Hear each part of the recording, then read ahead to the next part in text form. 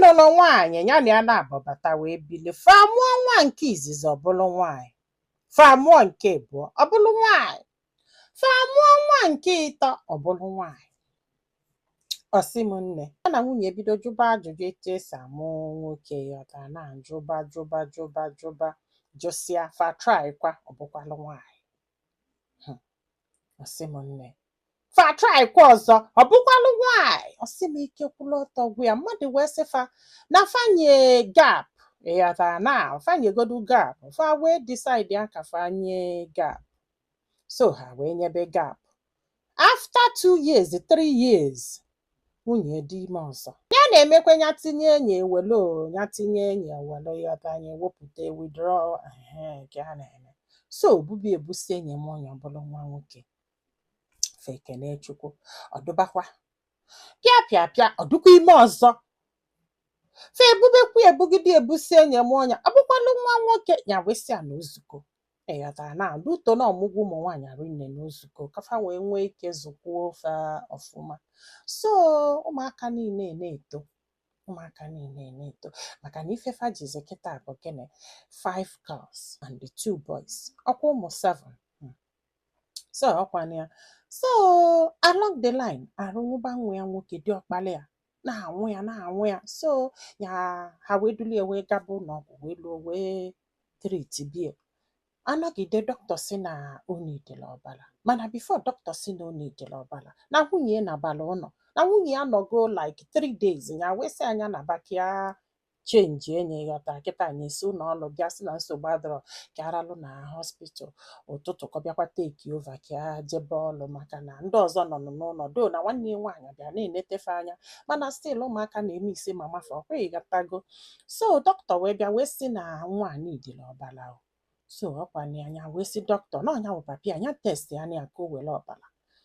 Dọkịta wee test anya wee kpọọ anya wee sị ya esi na ọ gị mụ nwa. Ọsị ya ọsị ya na a ga-echelu nwunye gị ọ bụ na nwunye gị bịa ka test kwuo onye ya wee sị ya kedu ọ na ọbara ya machira.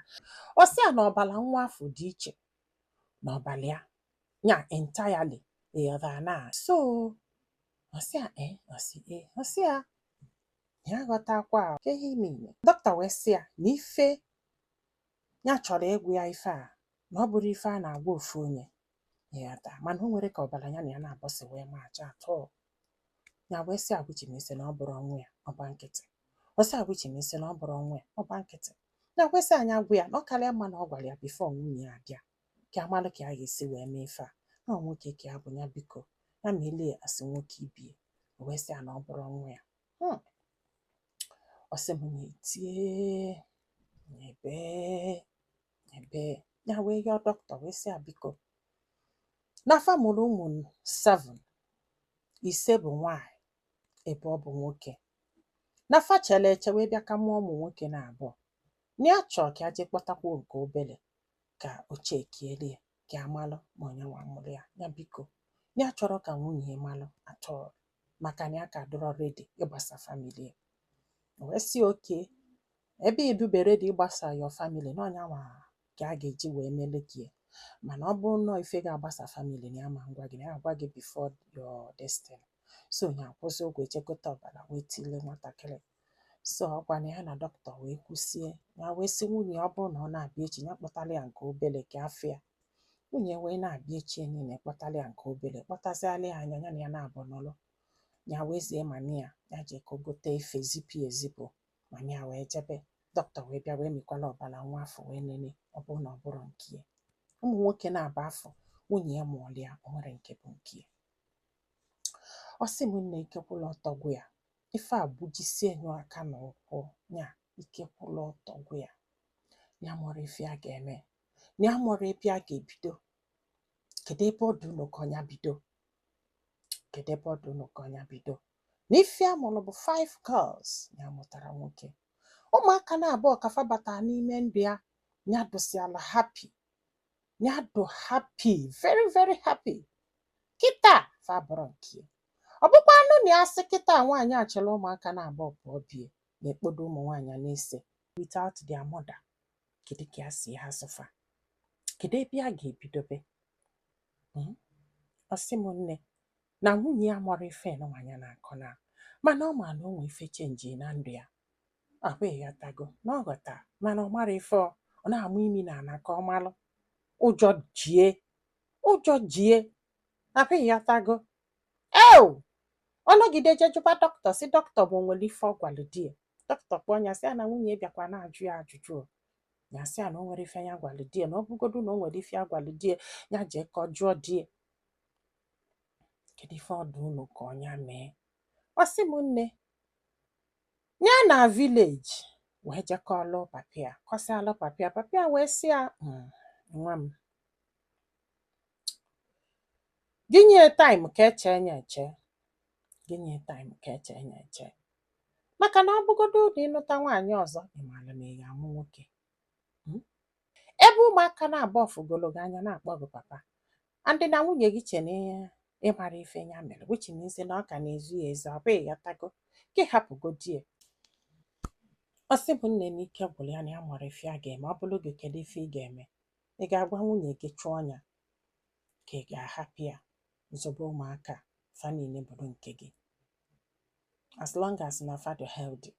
Maka na ife ọzọ ya gwa dọkịta ya cheki bụ ma o nwere nke bụ SS ọ sị na ọ nwere na fa na-abụ kwụsị mma. Na ịma na o nwere ndị na-enwe more of akwa ụmụ nwaanyị ifụlụ ụmụ nwoke ndị a na-asị na nwunye fe na-amụrụ fa nwaanyị nya fa nwere akwa nwaanyị maybe 80/20 or 70/30 ịghọta ebe na-eje. Then ndị anụnwa ọ ga-abụ ifụfa na-amụ nwoke fa nwere the same thing and ọ bụrụ na ị ka nwa akwa nwaanyị ị nwere slim chances ịmụta nwoke. Ọ bụrụ na nwoke ka ị bụ ị nwere slim chances ịmụta nwaanyị. And ebe ọ na-aka njọ bụ ọ bụrụ na ị nụọ nwaanyị akwụ ya dụkwu slow ịghọtara now like ọ bụrụ ụmụ nwaanyị ga-abụ if they can target mgbe akwafa ga-drop they can target it ya very well ọ drop fa amalụ na ọ drop go ọ ga-ebidogodu n'igbufe mgbu na one side of the stomach ịghọtara na mgbe afọ ọmagolo na ọchago the more the pains na-increase the more ịfụ na ọ ripe bago. Ọ bụrụ na the pains feel like i release ma na ọ drop go ọ gbadabago to your destiny ịghọtara na mbụ na ị mara pinpoint ya like that ịma na ọ ga-afịagara ịmụrụ onye afọ nwoke. Ịghọtago na maka na ịma na ụmụ nwaanyị na-anọ lọnga n'ime afọ karịa ụmụ nwoke ịghọtara na yes ha ga-agbalụ potom jagam tiwele ebe niile bịa but obere oge anwụsịsị afa mana nwaanyị nwere ike ịnọ di ya 3 to 4 days kakaraka ya fa na-esi n'afọ wee bụrụ nwaanyị kpọkịlịkpọ akwa ịghọtago mana ụmụ nwoke ga-etiwele ebe niile lute ọ bụrụ na ọ fọrọ akwa mgbe ụfọdụ 24 hours o tinyekwa onye obele ife daset akwa ịghọtago. So n'ọnya nwa ịchụọ m nsị gị nna nwa niile bụkwanụ nwa nwa niile bụ nwa.